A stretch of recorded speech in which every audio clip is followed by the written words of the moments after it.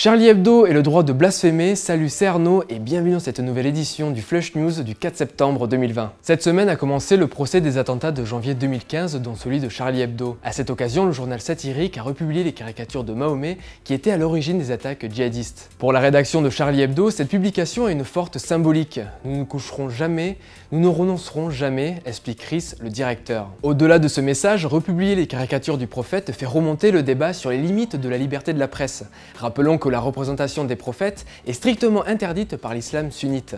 Ridiculiser ou insulter Mahomet est traditionnellement passible de peine de mort. C'est pourquoi le Pakistan a immédiatement condamné avec la plus grande fermeté cette republication. Un tel acte délibéré visant à heurter les sentiments de milliards de musulmans ne peut être justifié comme un exercice de la liberté de la presse ou de la liberté d'expression. Pourtant, légalement, la rédaction de Charlie Hebdo a le droit de faire ça. En France, comme l'a rappelé Emmanuel Macron, nous avons le droit de blasphémer. Mais qu'est-ce que le blasphème? C'est toute parole ou discours qui outrage la divinité, la religion ou ce qui est considéré comme respectable ou sacré selon le Larousse. Mais ça ne signifie pas que tout le monde est d'accord avec ce principe. En février dernier, un sondage IFOP montrait que la moitié des Français étaient contre. Qu'on approuve ou non, supprimer le droit de blasphémer ne serait-il pas le commencement d'une censure plus forte? Après tout, comme le dit Mohamed Moussaoui, la liberté de caricaturer est garantie pour tous. La liberté d'aimer ou ne pas aimer également.